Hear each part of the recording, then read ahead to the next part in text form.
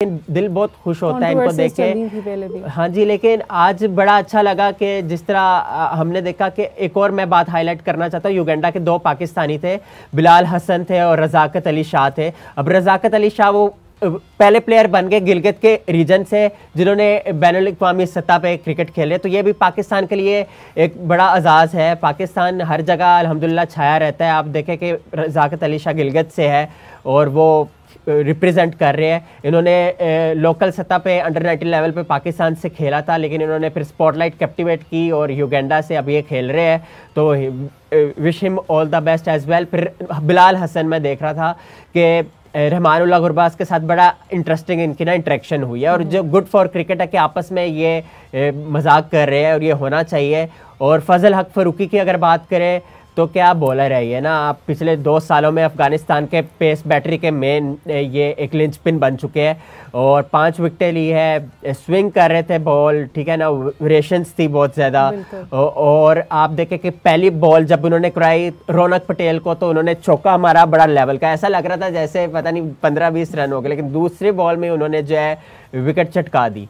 और you got to give credit के ये एक दिलेर बॉलर की निशानी होती है कि अगर पड़ भी जाए ना उसे तो वो फिर भी अटैक पे जाता है और कहता है कि लेट हिम गो, तो ये एक बात है। और दूसरा कि उन्होंने ग्रैटिट्यूड एक्सप्रेस किया अल्लाह ताला को, और ये बहुत ज़बरदस्त बात होती है कि जब 5 विकेटें उन्होंने ली और सजदा किया तो ये एक बड़ा अच्छा जेस्चर था। हाँ जी, तो ओवरऑल बहुत अच्छी क्रिकेट थी। अफगानिस्तान का कॉन्फिडेंस अब यहाँ चला गया होगा इस 125 रन की शानदार विक्ट्री, और ये बोनस है क्योंकि ये रन रेट एंड पे जाके जब मैचेस सब टीमें खेल लेगी ना तो नेट रन रेट पे जो है वो डिपेंड होगी चीज़ें सारी। और जिस तरह का ये group C group cancer group जो है ये बड़ा मैटर करेगा क्योंकि वेस्ट इंडीज़ है, अफगानिस्तान है, न्यूजीलैंड है। अब ये 3 टीमें हैं कि ये इन 3 में से मोर लाइकली दो टीमें ही जानी है ओबियसली, तो इन तीनों में से कोई जाएगी 2 टीमें सुपर 8 के लिए।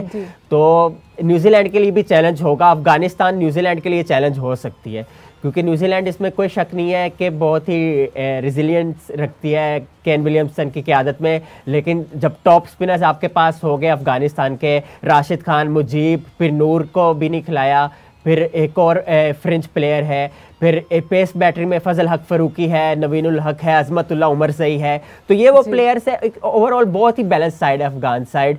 तो लकीली पाकिस्तान के ग्रुप में नहीं है, नहीं तो पाकिस्तान को भी जो है प्रॉब्लम हो सकती थी, लेकिन इनका कॉन्फिडेंस बहुत लेवल का होगा। और इब्राहिम ज़दरान ने ये बात की है कि उनके जो केमिस्ट्री है ना रहमानुल्लाह गुरबाज के साथ, वो एक रेसिपी है इनकी ओपनिंग की जो चल रही है। आप देखें कि 650+ पार्टनरशिप की है इन दोनों ने, और उन्होंने कहा कि कोऑर्डिनेशन इनका बहुत अच्छा है आपस में। और सबसे प्लस पॉइंट यही था कि बहुत क्विकनेस दिखा रहे थे रनिंग बिटवीन द विकेट्स पे, जिस वजह से प्रेशर पड़ा। लेकिन जो आखिरी 5 ओवर थे ड्रिंक्स ब्रेक के बाद जो है ना युगांडा ने बॉलिंग स्ट्रेटजी बहुत अच्छी की है, जो मुझे वो चीज़ मुतासिर की है कि और आगे जाके हो सकता है पपुआ न्यू गिनी को वो हरा सके और उनका मैच उनसे है। फिर उसके बाद वेस्ट इंडीज़ न्यूजीलैंड से खेलना है इन्होंने, तो हो सकता है कि शायद कुछ अच्छा कर दे क्योंकि पहला मैच था, तो आप क्या रिलाई कर सकते थे उन पे। Overall they did what they could. अच्छा उमर, अगर देखा जाए तो पहले भी हमने इस तरह का बहुत सुना है कि अफगानिस्तान का बजट इतना ज़्यादा नहीं होता है जिस तरह की बड़ी टीम्स का होता है, पाकिस्तान है, इंडिया है, उसके बावजूद they are performing really really well और बहुत अच्छा आज के मैच ने प्रूव किया ये, तो उसके ऊपर क्या कहेंगे आप?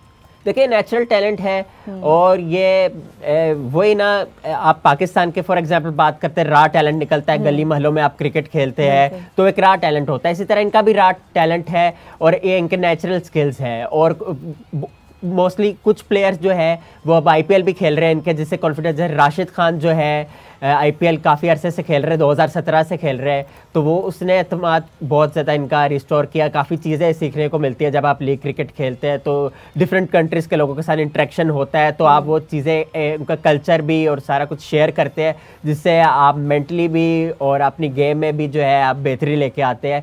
फिर मुजीबुर रहमान जिस तरह से वो भी आईपीएल खेल रहे हैं, तो कहने की बात है कि आईपीएल का फैक्टर और उनका जो नेचुरल जो स्टाइल है खेलने का, फिर डोमेस्टिक अफगानिस्तान की बेहतर हो रही है रिसेंट टाइम्स में। अफगानिस्तान की लीग भी होती है डोमेस्टिक में, और फर्स्ट क्लास क्रिकेट भी खेलना शुरू कर दिया है इन्होंने, क्योंकि जब 2018 में इनको टेस्ट स्टेटस मिला था उसके बाद से अब इनकी फर्स्ट क्लास क्रिकेट जो है वो उस बेहतरी की तरफ जा रही है। और अच्छी बात यह है कि पाकिस्तान में रहने वाले तो लोग जो अफगानिस्तान से रिप्रेजेंट किया है, उसके बाद अब नई जनरेशन इनकी वो आ रही है जो अफगानिस्तान से तैयार हो रही है, तो नया टैलेंट मिल रहा है। तो बेशक बजट ना हो लेकिन वो टैलेंट जो है, जैसे पाकिस्तान को भी देखें कि नेचुरल टैलेंट काफ़ी ज़्यादा है, इस तरह वहाँ से भी आ रहा है, तो which is good for them and for cricket overall. अच्छा, आज के मैच को देखते हुए राशिद खान की कैप्टनसी को कैसे देख रहे हैं आप, क्या रेट करेंगे? देखिए, कैप्टनसी को उनका लेवरेज मिल गया जब आप देखें कि इतना आप फॉर्मिडेबल टोटल कर लेते हैं 184, और फिर उसके बाद आपके पास इतना अच्छा बॉलिंग अटैक हो जो कि एक्यूरेसी का ख्याल रखे, तो वो राशिद खान को वैसी आसानी हो गई उन चीज़ों की, और वो जो है इतनी इनको दिक्कत नहीं हुई। कप्तानी ऑब्वियसली बहुत दिलेराना उन्होंने किया और 2 विकेटें भी उन्होंने हासिल की है इन दी एंड। लेकिन फजल हक फ़ारूकी ने वो एक लग्जरी प्रोवाइड की और जिसको बैक किया मुजीब ने, नवीन ने, विच वाज क्वाइट ब्रिलियंट। तो मुझे अफगानिस्तान और युगांडा के मैच के कुछ ज़रा की पॉइंट्स बताएं, कोई फैक्ट्स, कुछ इंटरेस्टिंग चीज़ें। जैसे आप ये देखें ना कि रहमान उल्ला गुरबाज जो है ना सिर्फ अपनी हिटिंग एबिलिटीज के लिए जाने जाते हैं, लेकिन जो उनका एनिमेटेड करैक्टर है, खुश मजाजी है, बिहाइंड द स्टंप्स जो वो मजाक वगैरह कर रहे थे वो बहुत अच्छा था। इसके अलावा आप ये देखें कि जब मैच ख़त्म हुआ उसके बाद युगांडा के प्लेयर्स कॉन्फिडेंस उनका डाउन नहीं था, और वो रिहर्सल वगैरह कर रहे थे, वर्जिश वगैरह कर रहे थे, वार्म अप वगैरह कर रहे थे, तो वो अच्छा था। फ़ायदा नहीं हुआ वैसे वार्म अप करने का। देखिए, वो इस नियत से तो नहीं खेलेंगे, वो उनका यही होगा माइंड में कि एक आधा एपिसोड इस टूर्नामेंट में हो जाए तो वेल एंड गुड। अगर नहीं भी होता तो कैंपेन अपनी पूरी करनी है, क्योंकि ये उनके लिए पहला एडिशन है। They are known as cricket cranes. तो और उनका डेब्यू भी था, क्या पता प्रेशर भी था। देखिए, प्रेशर तो होगा, लेकिन बात यही है ना कि जब आप रेगुलरिटी लेके आएंगे तो प्रेशर तो एक इंटीग्रल पार्ट होगा। प्रेशर नहीं होगा तो डिलीवर नहीं होगा, सीधी सी बात है। और जब अब विराट कोहली क्यों जाने जाते हैं, क्योंकि प्रेशर लेना जानते हैं। उनको प्रेशर अगर ना हो तो वो खेल नहीं सकते। तो ये बहुत ज़रूरी है कि जब आप पे प्रेशर हो तो आप डिलीवर करें। अगर आप कोई काम कर रहे हैं, ज़ाहिर बात है आप पे प्रेशर नहीं होगा तो आप काम कैसे करेंगे, उसका आउटकम कैसे अच्छा आएगा, तो बड़ा ज़रूरी है। तो ओवरऑल जो है मैं समझता हूँ मोहम्मद नबी की अगर बात करें तो उनके लिए अब जो है बड़ी आसानियाँ हो गई है, क्योंकि ये जिस तरह से ये 2 टैलेंटेड प्लेयर्स परफॉर्म कर रहे हैं ना, इब्राहिम ज़दरान, रहमान उल्ला गुरबाज, फिर नजीबुल्ला ज़दरान आज चले नहीं, लेकिन ये जिस तरह चलते हैं तो वो एक समवन लाइक मोहम्मद नबी को काफ़ी ज़्यादा लेवरेज दे देते हैं, क्योंकि मोहम्मद नबी का मोस्टली जनरली ये स्टाइल है। आज वैसे मेरा नहीं ख्याल वो च्युइंगम खा रहे थे, नहीं तो वो च्युइंगम खा के खेलते हैं और बड़ा काम खेलते हैं। लेग साइड उनकी बड़ी स्ट्रॉन्ग है।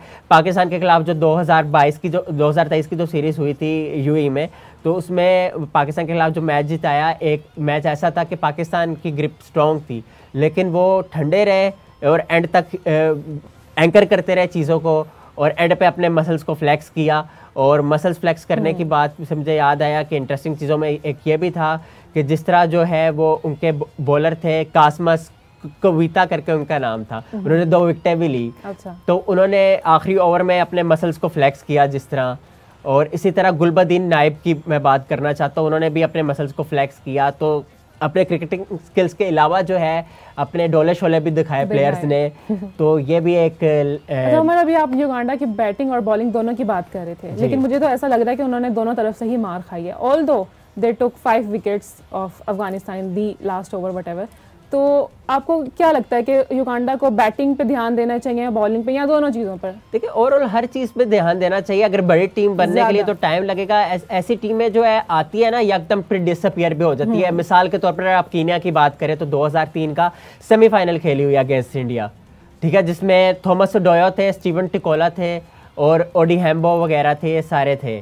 तो लेकिन मसला ये था कि कंसिस्टेंसी। अब कीनिया की क्रिकेट कहाँ पे है, अभी उनका निचली सतह पे। इसी तरह नामीबिया की टीम जो कि तीसरी बार 2013 में सेमीफाइनल में पहुंचा था, 2003 के सेमीफाइनल में पहुंचा था। तो उसके बाद आप देखें 2024 आ गया। तो मैं ये कहना चाह रहा हूँ कि अब कितना अरसा हो गया कि मेगा इवेंट्स में नजर नहीं आया ना, तो वो निचली सत्ता पे तो है, एग्जिस्ट कर रही है, लेकिन इस लेवल पे क्वालिफाई नहीं कर पाया। तो इस तरह की टीमें अगर फीचर कर लेती है तो ये बड़ा ज़रूरी होता है कि वो उसमें फीचर तो आज करे। का मैच देखते हुए डू यू थिंक कि अफगानिस्तान सेमीफाइनल तक पहुंच जाएगा? ये तो बहुत ही कबल अस वक्त है कहना, क्योंकि टूर्नामेंट बहुत लेंथी भी है और 20 टीमें हैं और आसान नहीं होगा। सुपर 8 में पहुंचना अभी उनके लिए टेस्ट होगा, शायद पहुंच भी जाए, लेकिन ये अभी न्यूजीलैंड ने अब मैच खेलना है। वेस्ट इंडीज़ तो एक मैच जीत गया अपना, तो मेरे हिसाब से न्यूजीलैंड, वेस्ट इंडीज़ या अफगानिस्तान में से ग्रुप सी, ग्रुप कैंसर में से कोई सुपर 8 में पहुंचेगा। तो अभी ये कबल अस वक्त है, लेकिन अफगानिस्तान ने बहुत ही बार बार कैंसर कैंसर कह रही है, उनके फैंस दिल बर्दाश्त ना हो जाए। भाई ग्रुप कैंसर, ये एक तारीफ़ें है इन टीमों की, अफगानिस्तान की, युगांडा की और PNG की, क्योंकि ये अपसेट कर सकते हैं ना कोई टीम।